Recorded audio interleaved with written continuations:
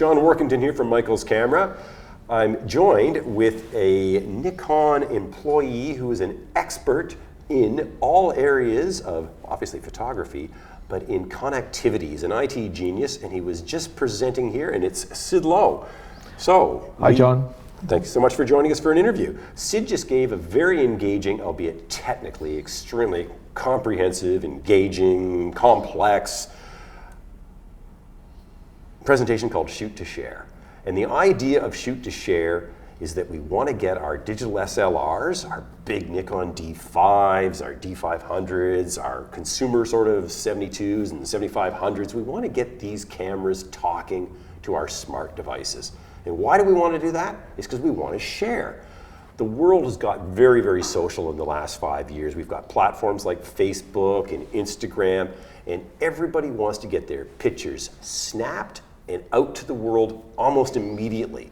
And of course, we want them to use high-end, beautiful cameras with interchangeable lenses that shoot vibrant pictures with great control of depth of field and of composition.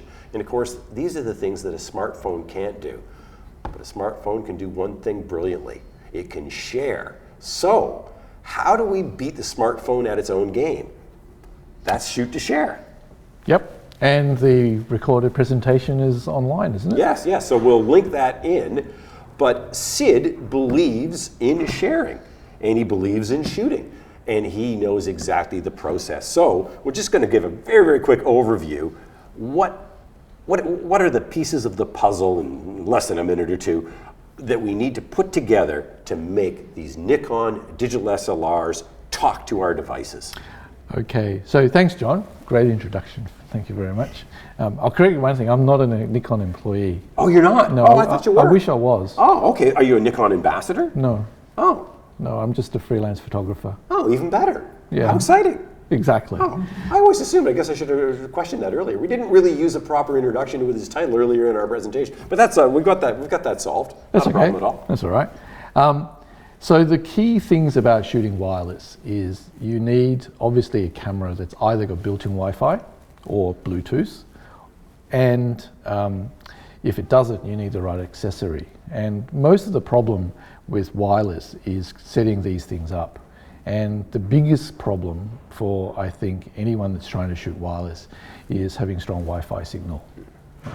So whether you're out in the field, whether you're in a room like this, or whether you're at a venue, is always to check how good the Wi-Fi signal is or how good your Wi-Fi hotspot is. And if that's not strong, you might as well just stick to old wires and card readers. Mm-hmm. So I'd say that, apart from the configuration, the thing that you usually forget about controlling is the environment and how strong the Wi-Fi is. Now, just to expand upon that, Syd brought a little bit of technology along today for his presentation, and we've still got it all connected, just to make sure that he had the strongest Wi-Fi system possible. He brought his own router, mm-hmm. so that we created a specific Wi-Fi hotspot for this demonstration that was independent of the Michael's Wi-Fi that we were using, and the Michael's hardwire connection as well, that we were using to stream the broadcast. And that, of course, enabled for a very slick presentation where we didn't have these issues. But of course, the other issues that many of our customers deal with is that quite often for these connectivity, the connections between the telephones and the cameras produce their own Wi-Fi hotspot. And we often connect to that because, of course, that's built-in technology. One of the classic problems that we have is that the Wi-Fi in the room or in your home usually is a stronger mm-hmm. signal than the cameras. The camera's a low-power device. It can't have great range because it would chew up its battery very quickly. So sometimes when your phone or your tablet is going to choose which Wi-Fi to connect to, it will default to the strongest signal. And that's usually not your camera, even though your camera's right beside your phone. Yeah. So that is another one of these things that we know that our customers always struggle with. So it's just important to know that that's what's going to happen. If you know you're going to be doing a lot of talking between your phone and your camera, and you're just going to use the camera's hotspot, and you're going to be doing this in an environment where you've got other hotspots you connect to, you might want to forget those.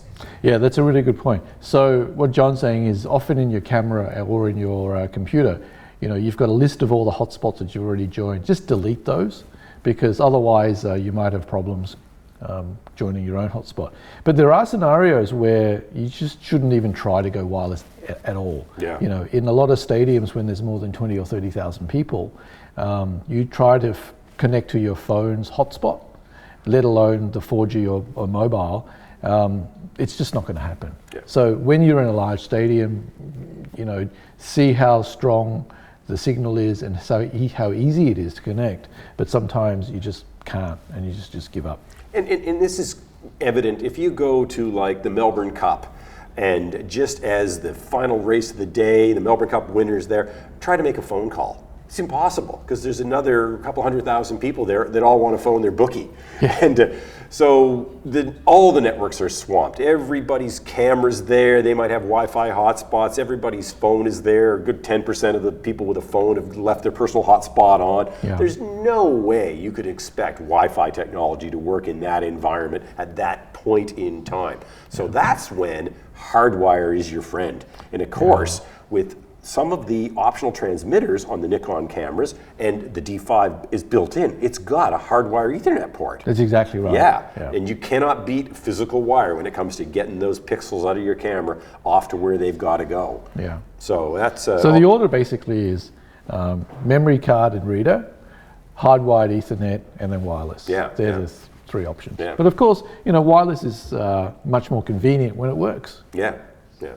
So now let's forget about some of this technology, and let's Okay. talk a little bit about photography. Now that I've learned that you don't actually work for Nikon, this actually brings new meaning to all these beautiful pictures that you've sent through to me. So right now we've got some of Syd's work is up on his laptop here, and we're going to share that into this broadcast with probably our picture-in-picture. We might be able to go full screen, but right now we've got a downhill racer in a really nice shot. We've got these beautiful, but you've been tracking this guy, and you've got these diagonal lines that are just going through. It's a very, very powerful image. So let's just talk about your sports photography. You've got Sure. a great portfolio of images that I've seen, Sure. and it looks like it's sort of the pinnacle of sports. So I've just got 5 pictures that I've selected for the talk today. Well, there were a few more, but I've just got 5 to share with you today.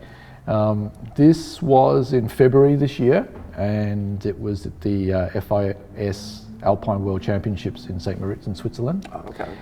And I shot with the D5 and the 200-500mm zoom. Oh, okay, that's that new one. That's the new one. Okay. And although this particular picture was shot with basically a prosumer lens at 28-300, because this was doing practice and I was just scouting out some shooting positions. Mm-hmm.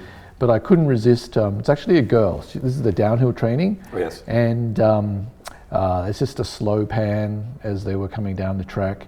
But as I said, it was a scouting shot, mm-hmm. but it was one of my favorites, it turned out to be. What sort of shutter speed do you think you're running here? About a 30th. About a 30th, okay then. Yeah. And it was bright and sunny, so about 30th. F22, 36 or something. Well, exactly, yes. If you want to go 30th in a snowy environment, Yeah. you've got light coming in like you wouldn't believe. Yeah. So either you're going to have to go to one of the extra low ISOs. Correct, yeah. Or you're going to have to really stop this thing down. Yeah. And so that's Had to do both. You had to do both, yeah. Yeah. Or your last thing is maybe start thinking about ND filters. But then I left the ND filters back at home. Oh, back in the hotel. But needless I to wasn't say, expecting this. needless to say, if you put the ND filters on, then you're gonna, like all of a sudden you're gonna need them off, and then you got to sit there twisting around. So you can't beat the fact that you've got quite often on the Nikon cameras you've got 2 low ISO modes, Mm-hmm. so they take you down to what? About 50. Yeah, exactly. Yeah. And of course, you've always got f/22 available to you. Yeah, I think this 28-300 is pretty versatile. In fact, it might even go smaller than 22. Oh yes, that's right. But Some of those go down to 36, I believe. Yes. So that was that one. And certainly for a panning shot, diffraction's not going to really come into play anyway. No. Okay, so let's go over to your next image here. This is good. I really like this one, and I haven't had a chance to talk to Syd about the story behind this, but obviously shot from the air. No. What are you on a mountain? No. Is that you over there? No. This was literally standing on the top part of the downhill slope. And it was the air show that they ran every day of the competition. And it's a bit like at the Formula One when the roulettes go fly over. This is the Swiss Petroli demonstration team, and the sponsored airline, which is Swiss Air. and they were flying in formation. It was some of the most spectacular formations, and it was literally just standing where I was, looking straight, dead level, and the downhill slope is high above a valley. Yeah. So all of the spectators are actually below us. Yes. And there were a number of shots with not just these two planes, but it was just a whole fleet. Now this was shot with a 200-500 as well. Now that 200-500, is that that's a fixed f4 lens? Is it? No. No, it's a fixed 5.6, I think. Okay. Because I've not had a chance to use that lens, but I've heard. No, it's a variable aperture. It's a variable f4 to 5.6 maybe or something. Yeah, but a lot of these were, I just fixed it at f8 and just shot all day with it. Yeah. But such a versatile lens and just incredibly sharp and lightweight. So on a ski slope where you've got to carry everything, just to have a backpack with basic a couple of bodies and the 200-500 was an absolute dream. And again, shot on the D5? Yeah, all of these are shot on D5. Well, boy, you had me fooled. I thought that was an air-to-air shot. Yeah, a lot of people actually have said, gee, was there a media plane that was around? No, we're literally just standing on the slope. And in fact, the next shot is standing from exactly the same position. And the chairlift's above. And the chairlift's above, exactly. So standing to get both shots in the same position where you've got the patrouille flying above you before I think that was one of the new Swiss Air passenger planes turned up. We had a specific air show. So, we're basically standing in the same place and these things just roared up the valley. And that's one of my favorite shots too, that's not of the skiing. And quite spectacular. Oh, I love this shot. I like the way that you've got the wire cables of the chairlift diagonally along with the they're aligned with the smoke streams from the jets. Yeah. It's really a powerful image, and with the deep blue sky with the red underbellies of these jets and the formation's perfect. I really hope you manage to sell these things off or get them into a stock library because they're brilliant. Well, I know that and again, this is where Shoot to Share was very interesting because both the pre-show, there's a bit of time, you're basically shooting the pre-show before the race starts. So with the D5 and the wireless, you basically just download it and stick it straight up on Instagram and Twitter and whatnot. I think within about 5 or 10 minutes, there's been quite a few people that's been regrammed by the patrouille team and stuff. So it just adds to the I suppose the whole event. And I think over the next few years, all of us editorial photographers will need to be able to get stuff out either for the organizers or for the client using the wireless transmitter technologies. And this is a good example of it because it was out on the internet pretty quickly. What do we got next? So we're doing some racing, and again, the same 200-500 zoom with a 1.4 teleconverter. So I've basically got handheld, what would that be, 750 mil handheld, fixed at f8, and just a dream. Don't even need a monopod. Yeah. So I think the equivalent, the old style is, carry the huge 500 mil or 600 mil with a teleconverter and try, monopods and stuff.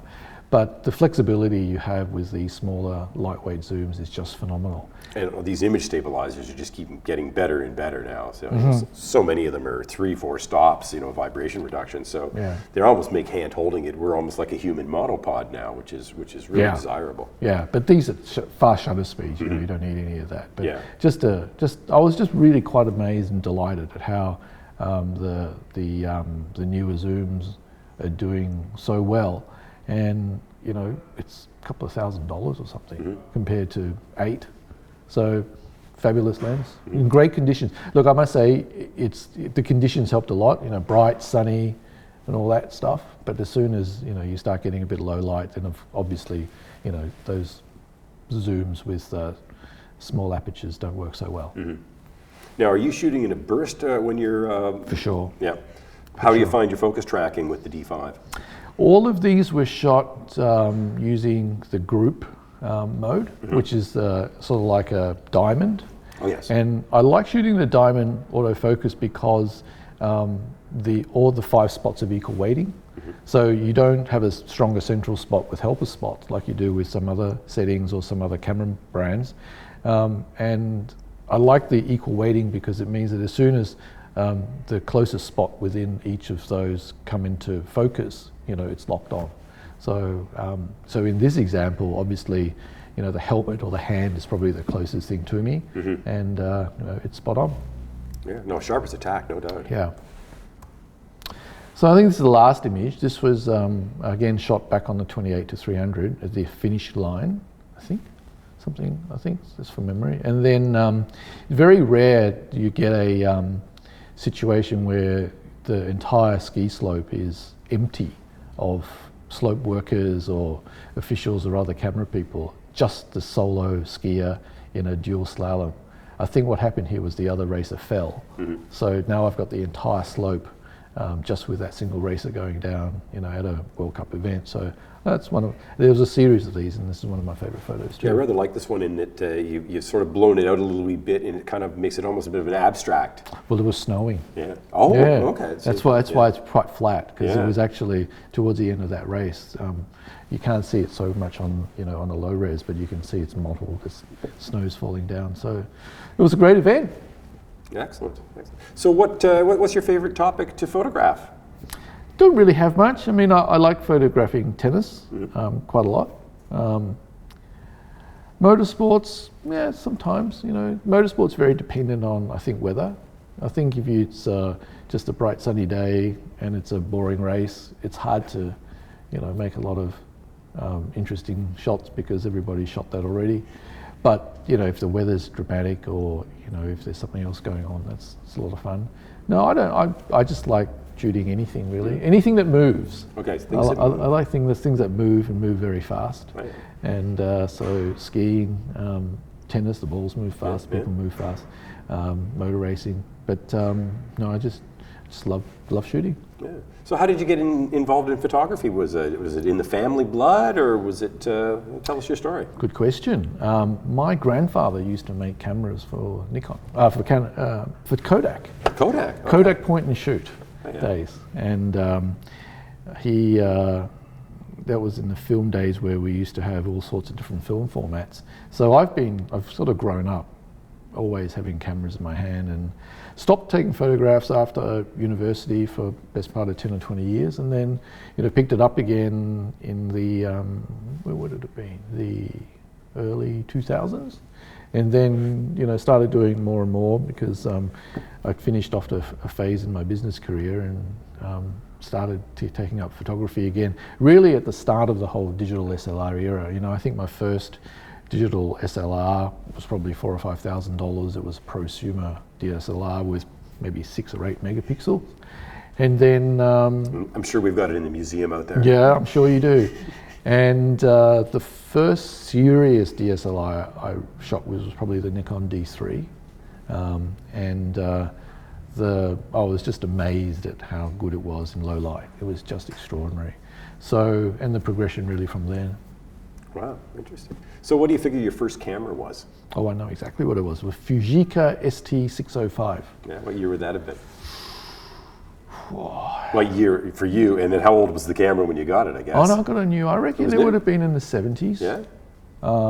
And I'm just surprised at how strong Fujifilm and Fujicas have come back now with, the whole mirrorless system.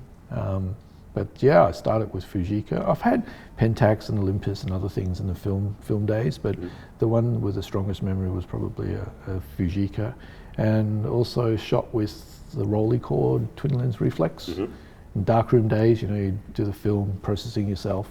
Oh, wow. So that's how that's the really early start. Yeah. Did you ever venture into instant photography? You mean Polaroids? Yeah. No, not really. Because of course that was the original shoot to share.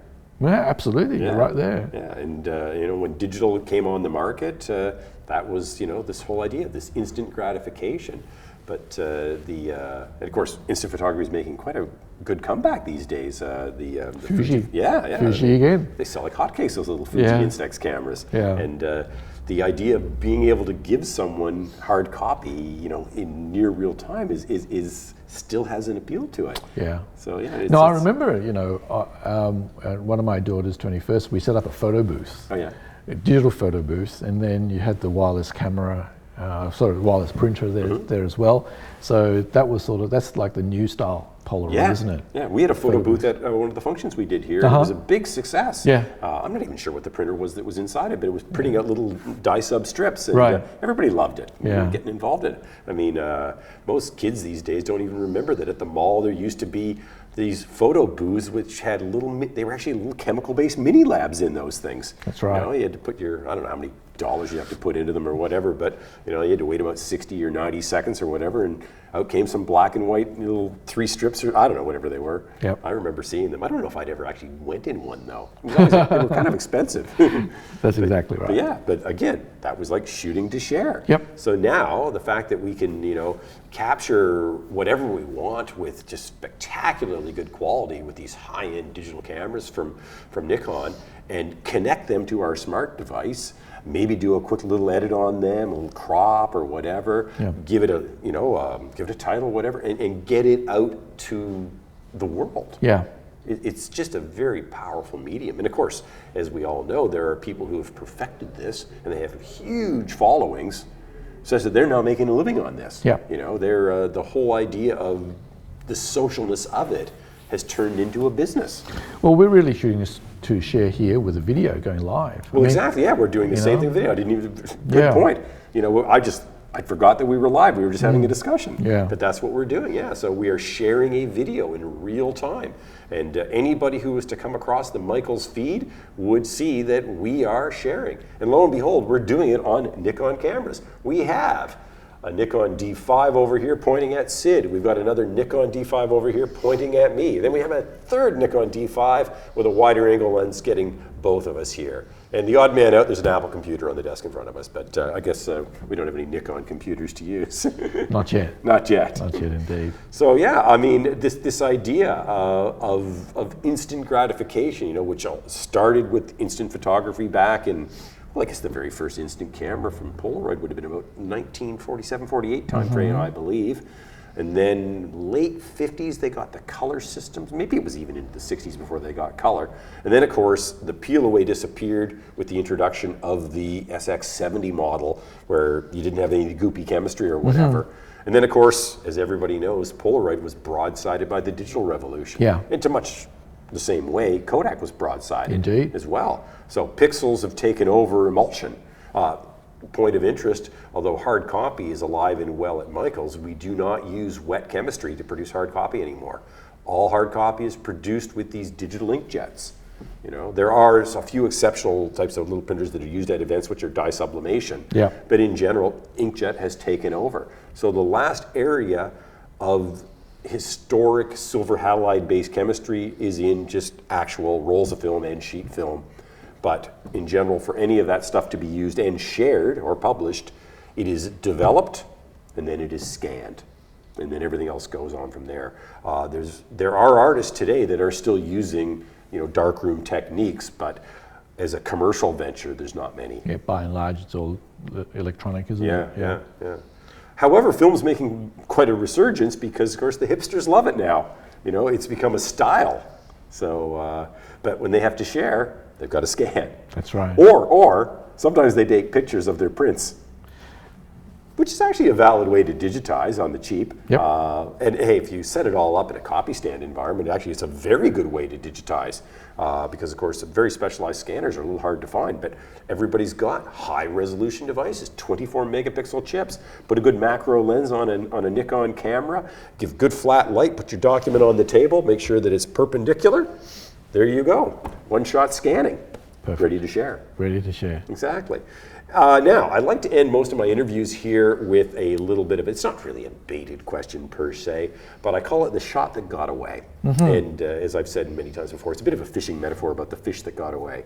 And I figure that most photographers have had something that they tried to do that just didn't work out. And usually there's a lesson learned in it. So I'm just going to put you on the spot. Tell us a little bit about a shot that got away story. Oh, nothing serious comes to mind, but I was just thinking that last weekend I was shooting at an event where there were a lot of chefs, and at the end of the night, one of the chefs who was plating up the last plate of food gave her boss a fist pump, and I missed the fist pump. Oh. So, you know, those situations, you can't go up and say, hey, can you just do that again? Yeah. Right. So we shoot live, and, you know, when we shoot at live events, you've just got to be prepared for a lot of things. And that's part of the fun, you know. It's, you feel like you're part of the athlete team when you've got to be sharp at all times and just keep your eye out for the unexpected. So I think that, you know, there's probably many missed shots at live events, but that's the one that came to mind when you just put me on the spot. Yeah.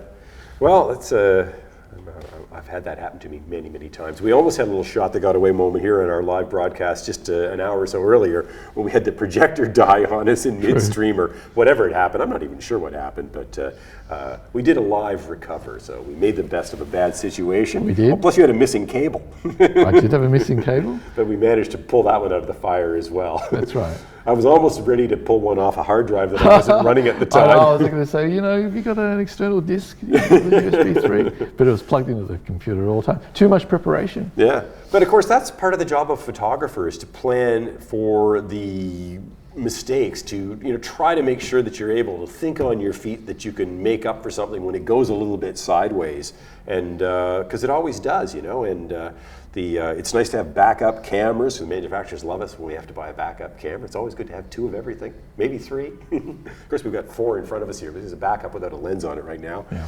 But it's all very exciting, and I think we managed a very good live broadcast, and we know that the audience was very captivated in your technical expertise on making these boxes work, because we know that the average consumer who buys a camera struggles with this, and we see it in the store all the time. Matter of fact, whenever the guys on the sales floor have a little bit of an issue, they're always phoning me to come down and try to rescue it. Sometimes I can fix it, sometimes I can't. So it's good to know that there's a resource like Syd available I can always call on. Anyway, so yeah, we're really glad that you were able to come into Michael's today, spend a very stressful morning getting all set up for this with all these crazy wires and connections we had to make work. We had a great event, and thank you so much for joining me for just a quick little interview, and we'll talk a little bit about some skiing photography. Fabulous work. And now, well, what's your website so that people can find some more stuff from you? It's pretty simple. It's just Syd, SYD-Low, LOW.com. Perfect. And John, I did want to thank you very much, because as you said, we did spend a lot of time in preparation for today, and the wiring and the syncing up of all the cameras was actually probably more complex than dealing with wireless photography. So thank you very much too. Well, we're lucky that it worked. Anyway, we want to thank all of our YouTube viewers and our Facebook Live viewers, and I don't know, is any other platform we put this on? Somebody bootlegs it, I think. I've seen them on other sites. Anyway, so give us the old thumbs up, give us a like, tell us you know, what we can do to make it a little bit better, give us some ideas. If anybody thinks they've got a great skill set that the people at Michael's Camera would like to hear you talk, get in touch with me. We're always open to new presentations and interesting stories. If you'd like to be interviewed and you think you've got you know, something to share that would be of interest to the world, we're happy to have you. So we'll see you next time, and we'll try to keep the great videos rolling. Take care. Thank you very much.